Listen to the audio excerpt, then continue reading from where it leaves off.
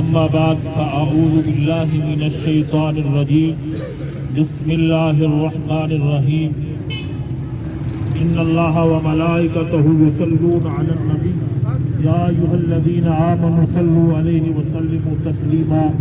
الصلاۃ والسلام علیک یا سیدی یا رسول اللہ وعلی آلک واصحابک یا رحمۃ للعالمین۔ حضرات گرامی، جس طرح کے حضرت علامہ مولانا عبدالوحید کاظمی صاحب ارشاد فرما رہے تھے،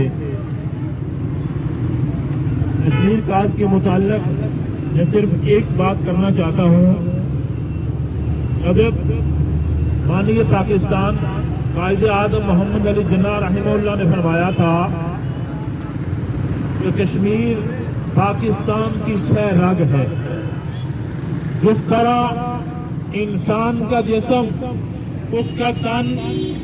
اس کی شہ رگ کے بغیر زندہ نہیں رہ سکتا، اس طرح ہمارا ملک پاکستان کشمیر جیسی عظیم ریاست کے بغیر اس کی بقا نہیں ہے۔ میرے دوستو، آج ملک پاکستان کے اندر کشمیریوں کی چوتھی نسل تذلیل کا شکار ہو رہی ہے،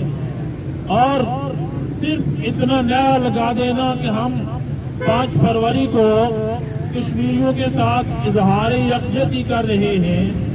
ٹھیک ہے، یہ نعرے کی حد تک الفاظ تو درست ہیں، لیکن اگر پاکستان آرمی کا چیف آف آرمی اسٹاف دونوں ممالک کے حکمران طبقے کو یہ الفاظ بولے کہ ان کو پرامن طریقے کے ساتھ مسئلہ کشمیر حل کر دینا چاہیے، تو میرا خیال ہے کہ اگر ہماری پاک فوج اس مسئلے کو سیریس لے کر،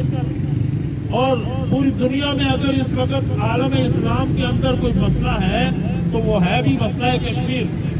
تو ہم اپنی اس پاک فوج کے اس عزم کے ساتھ کھڑے ہیں کہ کشمیر بنے گا پاکستان، کشمیر بنے گا پاکستان۔